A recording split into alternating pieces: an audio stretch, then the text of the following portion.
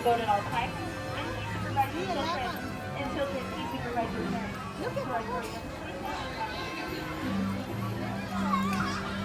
Land, and my name is Jack. I'll be your captain and storyteller aboard the Snow White. For your safety, please remain seated, keeping our hands, arms, feet, and legs inside the boat at all times. And please supervise your children so our story doesn't have to take any unexpected turns.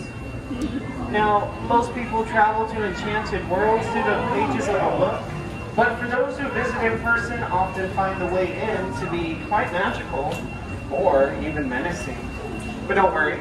As we pass through the jaws of Monstro the whale, we're actually being transported to a magical place called Storybook Land. And like with every good story, ours begins with a once upon a time, or in our case, with a cave, home of the big bad wolf just to the left-hand side. But don't be afraid, he's after the three little pigs who are on the right. And their homes are made out of straw, sticks, and 100% wolf-proof bricks. As our story makes a strange turn, we arrive at a quaint English village, home to a young girl named Alice.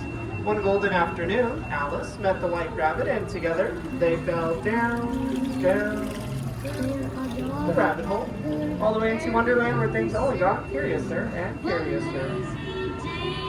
On your second star to your right, you have London Park. London Park is where the darling children used to grow up. Michael, Wendy, and John. With the help of Peter Pan and Tinkerbell, the five of them flew off to Neverland, where they never ever had to grow up. And as we turn the page, we arrive at Agrabah, city of mystery and enchantments. This is where a young street rat named Aladdin first bumped into Princess Jasmine. And not only did he steal a loaf of bread that day, but he also stole her heart.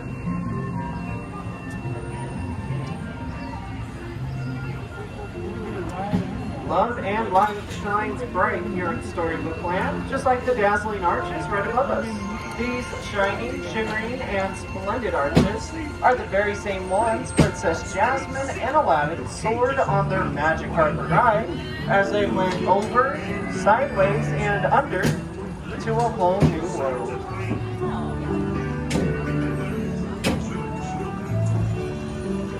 And just up ahead, you have the dark and mysterious Cave of Wonders, whose treasure bears a curse which can only be lifted from the genie of the lamp. Legend has it, whoever sets the genie free will be granted 3 wishes.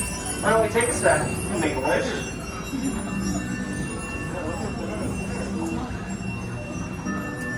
And on the right, you have Snow White.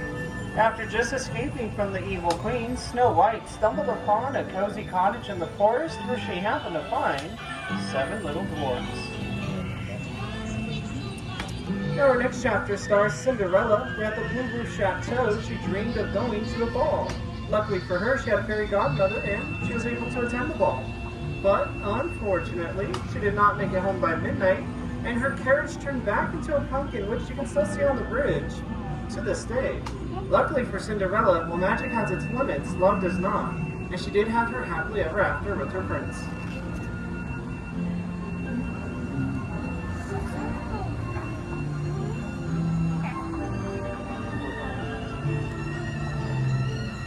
As we take a page from Cinderella's book, we find out that a dream is a wish your heart makes.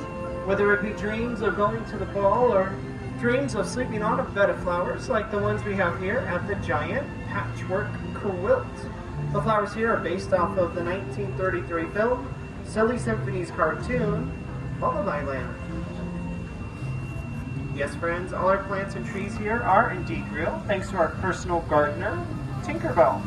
She was able to sprinkle them with pixie dust so they would stay teeny tiny for the rest of their lives. It's stories like these that continue to inspire new ones. Stories like that of the wind and the willows with Mole, Rat, and Mr. Toad, whose stately manner's coming up on the left-hand side.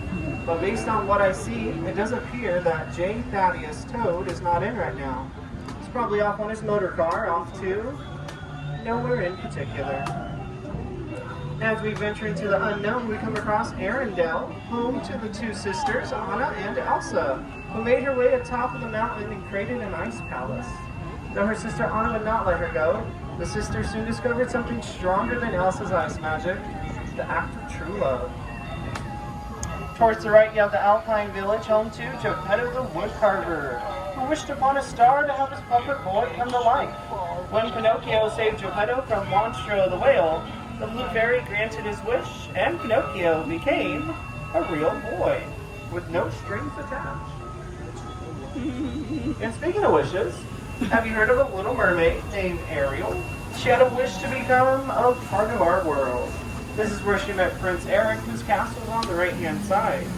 And though her story ends here, it begins on the left at the underwater city of Atlantica, home to King Simon and all her friends.